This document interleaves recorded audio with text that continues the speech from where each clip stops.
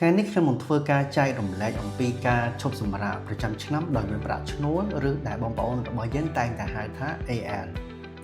ខ្ញុំជឿជាក់ថាបងប្អូនកម្មករនយោជិតរបស់យើងទាំងអស់គ្នាស្គាល់ពី AL ថ្ងៃនេះខ្ញុំនឹងចែករំលែក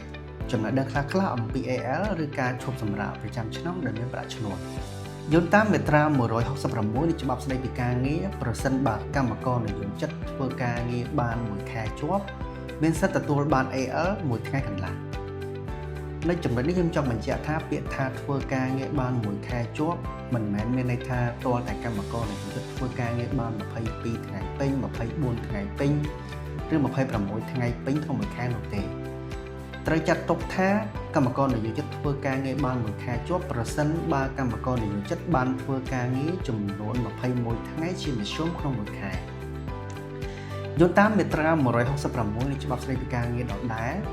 ទាល់តែធ្វើការងារបានគ្រប់1ឆ្នាំទើបកម្មករនយោជិតអាចប្រើប្រាស់ AL របស់ខ្លួនបានប៉ុន្តែការអនុវត្តជាក់ស្ដែងនៅពេលដែលកម្មករនយោជិតឆ្លងផុតរយៈពេលសាកល្បងការងារក្រុមហ៊ុនតែងតែអនុញ្ញាតឲ្យពួកគាត់ប្រើប្រាស់ AL របស់ខ្លួនបាន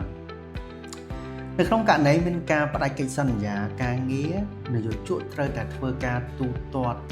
ប្រាក់បំណាច់ជួសការឈប់សម្រាកប្រចាំឆ្នាំដែលនៅសល់ជូនទៅកម្មករនយោជិតក្នុងរយៈពេលធ្វើការបាន3ឆ្នាំត្រូវបន្ថែម AL 1ថ្ងៃជូនកម្មករនយោជិត